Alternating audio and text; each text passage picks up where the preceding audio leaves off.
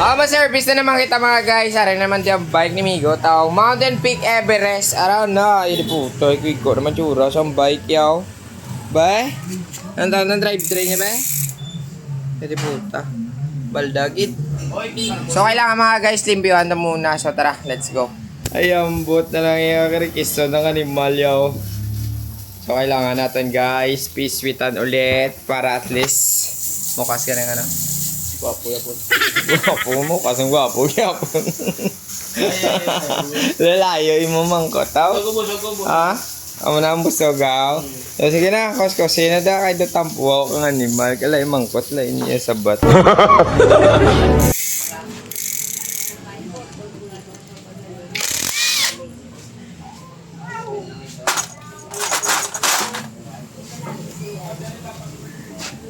Gakapud-pud siya.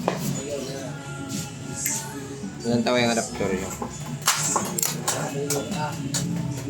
Ayan, naka 6 pulse. Treated, tapos may lock naman siya ng bilog.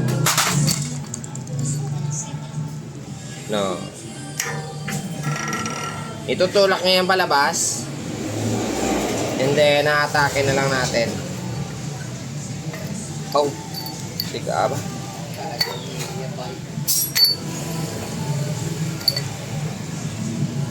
Ito. Ano siya? Ara na, natapos ko na sa bungkag. So, kailangan ko lang muna ipakita sa inyo ang yung kasudlan. And then, ito pala yung hub, ang ato natin wheel set na. Abra so. So, magicon muna natin. So, tara.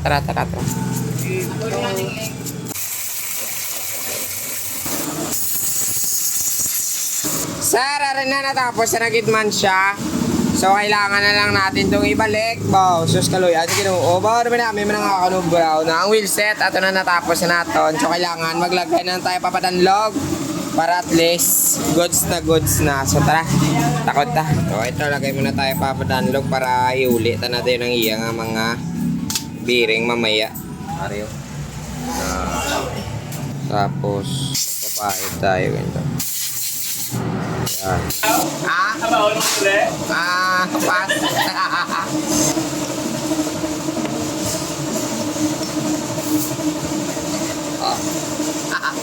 A few moments later. So ayan na guys, finally natapos na nato sa paglimpyo. So kaluya sa Ginoo. Nilagdada na sa drivetrain be. Ay nakaluya sa Ginoo, nalimpyo gid man ang animal yan. So ara na guys, finally. Perfect ng paglinis natin sa bike ni boss. So kailangan palantaw muna natin sa inyo para at least malingaw mga mo. Yun po ta.